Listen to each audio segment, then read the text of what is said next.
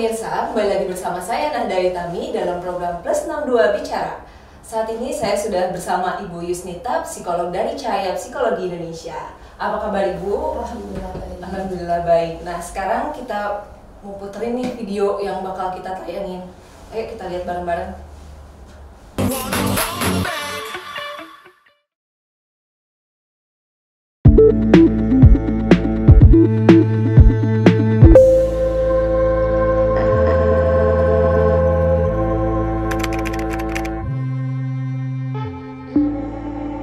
Jika Anda menjadi korban kekerasan seksual, apa yang akan Anda lakukan?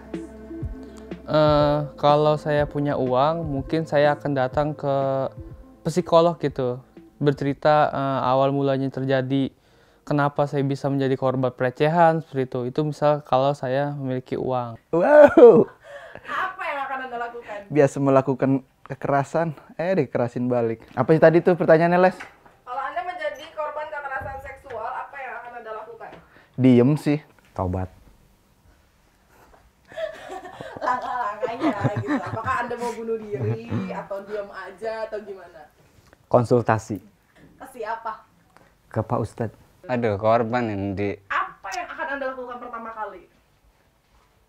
gue dendam sih sama yang ini, yang apa yang melecehkan saya gitu. Saya pukulin tuh yang ini, apa? Yang ngelecehin sayanya. Ya mungkin saya akan lapor Kemana? kepada pihak yang berwajib Terus? bahwa saya dilecehkan seksual. Jika Anda merupakan korban, Mm-mm. siapa orang yang bakal pertama kali lu ceritain? Ya mungkin teman lah. Kenapa nggak orang tua?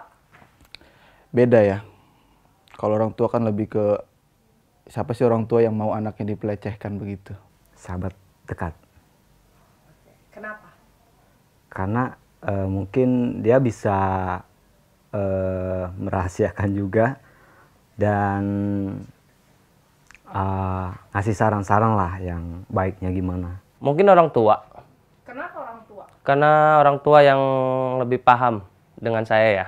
Paling kalau emang itu terjadi misalkan, itu temen paling. Kenapa? Teman saya yang akan saya ceritakan karena ya kita cari orangnya gitu. Ke teman dekat, tapi yang dapat dipercaya gitu kan, kita nggak bisa melihat atau menilai seorang teman itu dapat dipercaya atau tidak. Bisa kan teman ngakunya teman gitu, tahu-tahu cerita ke orang lain gitu. Itu sih ya pasti. Lo nggak akan cerita ke orang tua?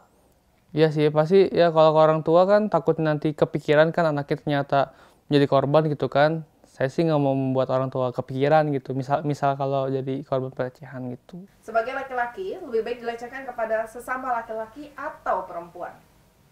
Baiknya ya, perempuan sih.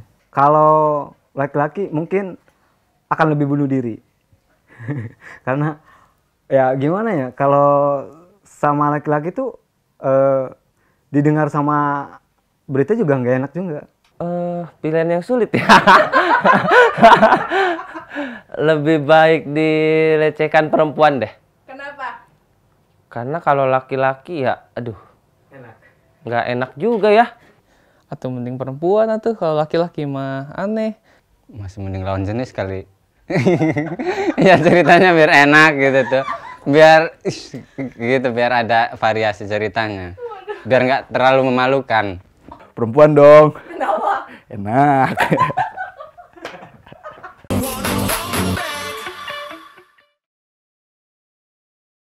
Nah Bu, dari video yang kita tonton tadi nih Bu, bagaimana tanggapan Ibu tentang laki-laki dalam kekerasan seksual? Laki-laki dalam kekerasan seksual itu sebenarnya sama saja dengan perempuan juga dalam kekerasan seksual, nggak ada bedanya. Tapi stereotip di masyarakat kita itu yang masih menganggap tidak terlalu penting untuk ditangani dengan baik gitu ya, atau malah ngerasa aneh, masa iya sih laki-laki yang jadi korban gitu kan, karena biasanya yang ada itu perempuan yang jadi korban gitu ya. Nah selain itu juga kalau laki-laki yang jadi korban itu kayak tadi kita lihat tayangannya ya, dia nggak berani speak up kayak gitu ya, atau kalau speak up pun dia bingung harus ke siapa. Sama orang tua aja dia rasa kayaknya nggak mungkin deh untuk bicara sama orang tua gitu ya. Terus bingung harus ke siapa dia bicara. Itu memang benar kenyataannya seperti itu, dan biasanya itu menyebabkan kalau ibaratnya luka itu mereka tuh sangat dalam, dan itu membuat mereka akhirnya lebih menarik diri dari lingkungan kalau itu terjadi pada laki-laki. Nah, kalau misalnya laki-laki nih Bu, dilecehkan oleh laki-laki juga, itu mereka melecehkannya seperti apa Bu? Bentuk pelecehannya seperti apa tuh Bu? Bentuk pelecehannya macam-macam. Saya nggak tahu sih, sama saja dengan apa yang dilakukan perempuan. Ya, kalau tadi kita lihat juga tayangannya ya, mereka bilang kenapa nggak perempuan aja gitu ya, mereka lebih milih perempuan. Kayak gini, kita perempuan biasa kan di sweet-sweetin gitu ya, kayak gitu ya. Laki-laki juga ada. Oh, ada yang dapat pelanggaran itu.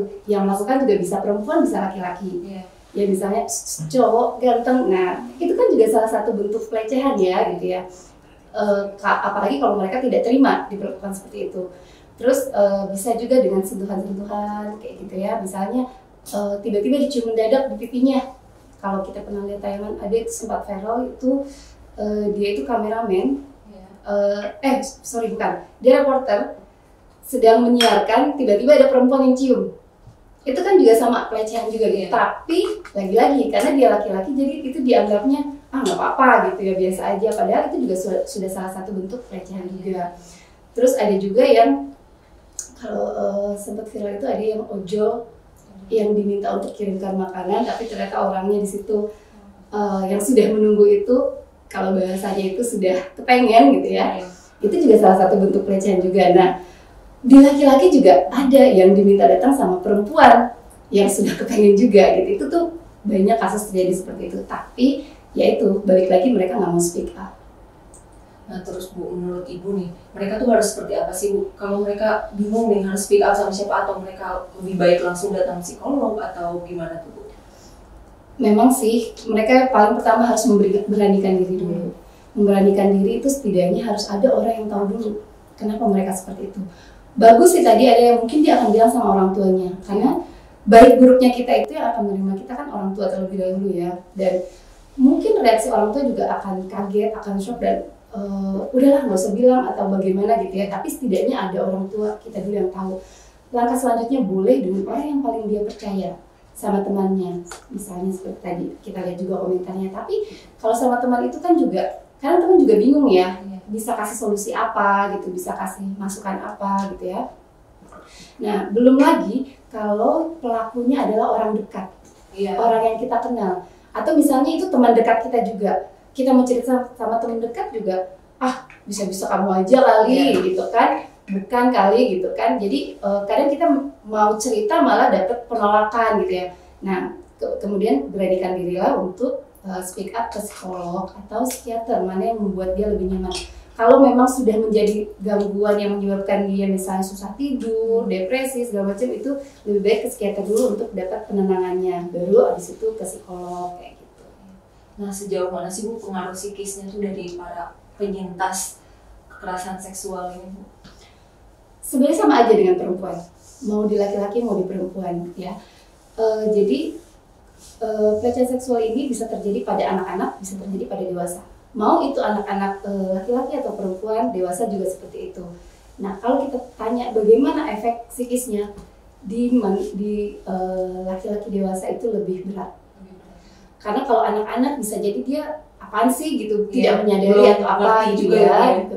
Nah, tinggal kita mengatasi traumanya misalnya seperti itu. Tapi kalau di dewasa ini lebih kompleks. Misalnya kalau itu terjadi di lingkungan tempat kerja dia, itu kan berarti akhirnya dia akan berpikiran bagaimana saya untuk berangkat kerja berikutnya gitu ya. Kalau saya berhenti bekerja, bagaimana nasib keluarga saya? Tapi saya dapat perlakuan tidak nyaman ini. Kalau saya bilang sama atasan saya atau sama pimpinan saya gitu ya, yakinkah saya dapat perlakuan yang adil misalnya kayak gitu kan? Jadi sangat kompleks sekali. Belum lagi kalau yang sudah punya pasangan misalnya, kalau dibilang sama istrinya apa pandangan istrinya misalnya, atau kalau sama temannya apa pandangan temannya, itu juga kan